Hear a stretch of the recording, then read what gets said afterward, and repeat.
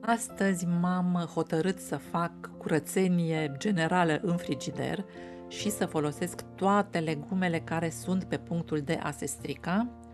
Drept urmare, am început cu această vânătă foarte deshidratată, pe care am curățat-o parțial de coajă.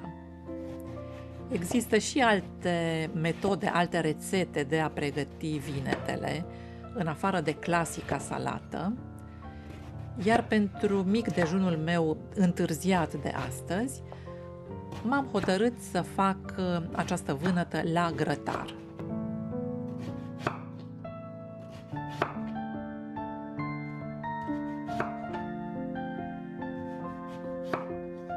Așa arată grătarul meu din fontă, pe care îl pun direct pe flacăra de la aragaz. Îmi place că are mânerul acesta mobil și nu ocupă mult loc. Nu l-am folosit niciodată pentru fripturi, deși probabil că scopul lui principal acesta ar fi.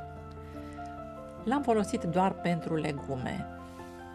Legume însemnând vinete, dovlecei, ciuperci. Niciodată nu ung grătarul cu ulei. Nu se lipesc legumele, mai ales dacă sunt deshidratate, cum a fost această vânătă. Și cu cât vinetele sunt mai mici, cu atât probabilitatea ca să fie amare este mai mică. Și nici nu au atât de mulți sâmburi, așa că prefer întotdeauna și vinetele și dovleceii să fie mici. Până se coc vinetele, o să pregătesc un fel de sos, deși poate e mult spus sos. Ulei de măsline, un ulei de măsline de calitate foarte bună, în care o să adaug și sare. Nu pun sare pe vinete la grătar deloc, toată sarea va fi în acest sos cu care o să le ung la sfârșit. Un cățel de usturoi trecut prin presă și pentru că mie îmi place mâncarea condimentată, câțiva fulgi de chili. Ingredientul fără de care nu concep această rețetă, acest sos, este pătrunjelul verde proaspăt tocat. Îi dă o savoare deosebită.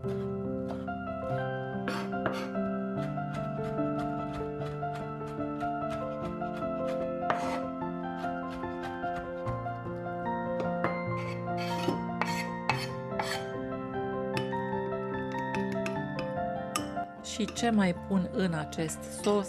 Oțet balsamic sau cremă de oțet balsamic, dar nu întotdeauna. De data asta am adăugat câțiva stropi.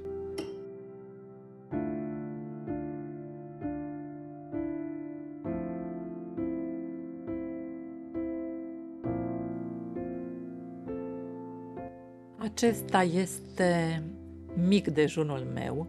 După cum se vede, rețeta este extrem de simplă și foarte rapidă. Peste feliile de vinete fierbinți se pune acest sos care s-a făcut în 2 minute și este ceva absolut delicios. Am plecat apoi din casă să rezolv problemele zilei și deși încă este foarte cald afară, au apărut primele semne de toamnă. Tot mai multe frunze căzute.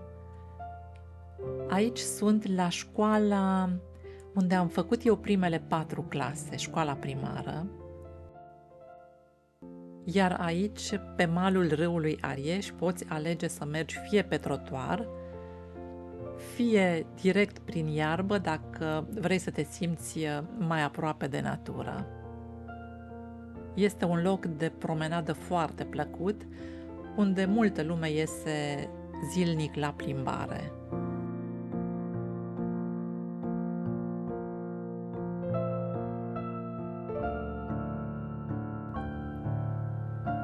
Am intrat la Lidl pentru că aveam în vedere câteva mici cumpărături și mă bucur foarte tare că am reușit să respect lista fără să cumpăr nimic în plus. Ulei, ciuperci, pâine și iaurt. Este adevărat că am fost tentată de acest salam, însă până la urmă nu l-am pus în coș.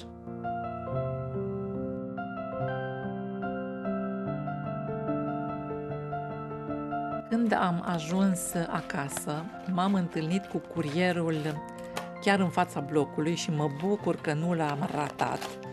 Știam că o să primesc un pachet de la Mădălina, o surpriză, dar nu știam exact ce.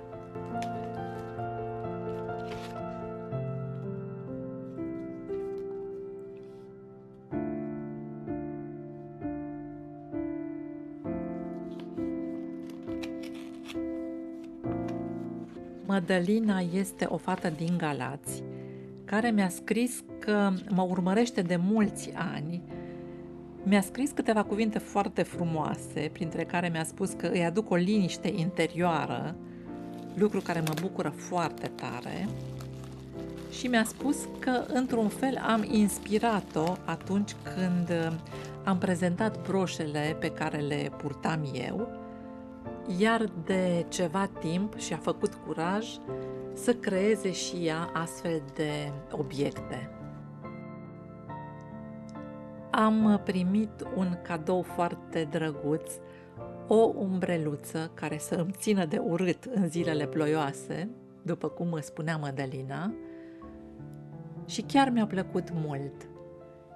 Este o broșă foarte migălos lucrată, atât pe față cât și pe spate, și o să vă las în descrierea acestui videoclip link către contul ei de Instagram.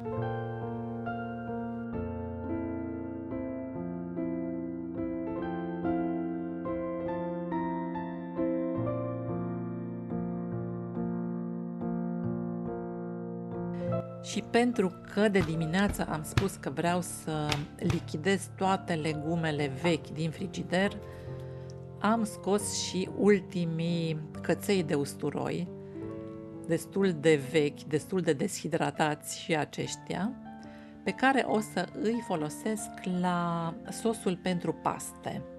O să fac niște paste cu ciupercile pe care le-am cumpărat mai devreme de la Lidl.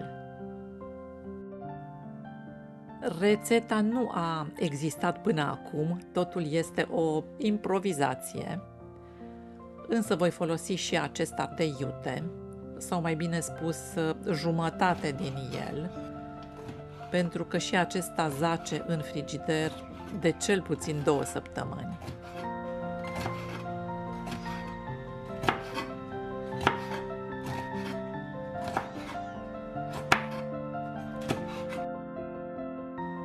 Am călit usturoiul și ardeiul iute în ulei de floarea soarelui, la foc mic câteva minute, astfel încât să își elibereze toată aroma.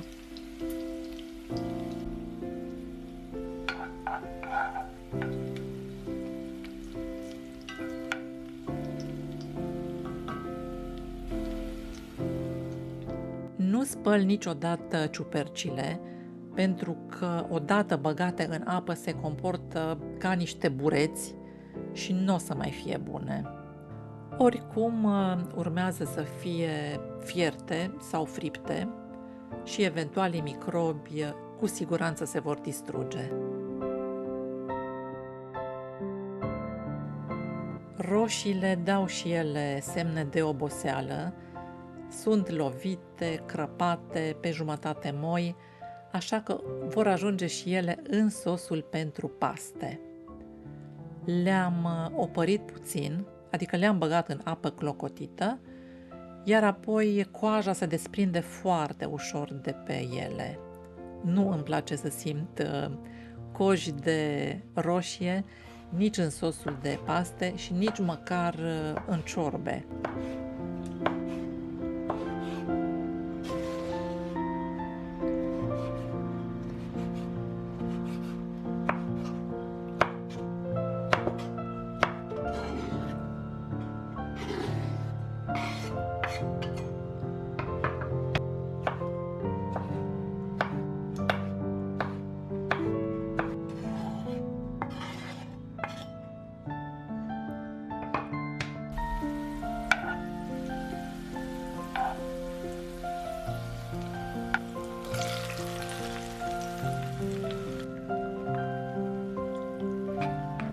Pentru că roșiile conțin foarte multă apă, trebuie lăsate la scăzut destul de mult timp, aș spune eu vreo 20 de minute, lăsate la foc mic până ajung la consistența unei paste de tomate, ceva de genul ăsta.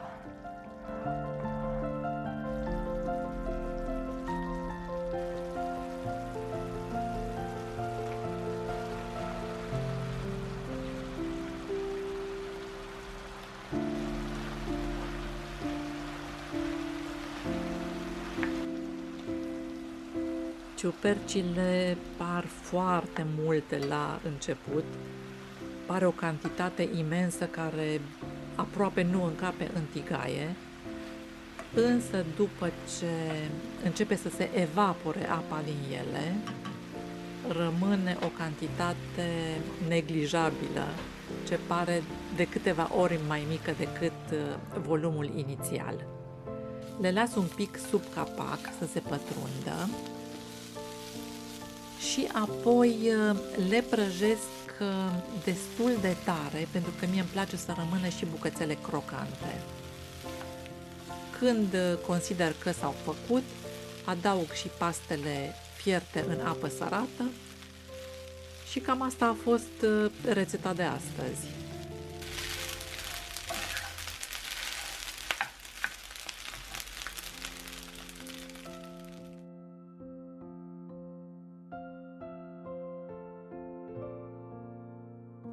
Desigur, nu putea să lipsească parmezanul ras,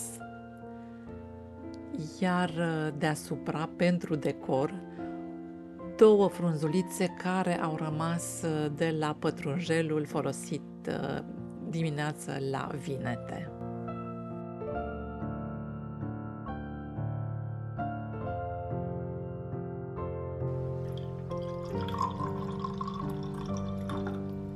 Acesta a fost filmulețul de astăzi. Sper că v-a plăcut și că v-am inspirat. Dacă v-a plăcut acest video, nu uitați să-i dați un like. Contul meu de Instagram este ioanaspune.ro și m-aș bucura foarte tare să mă urmăriți și acolo. Iar până data viitoare vă doresc numai bine!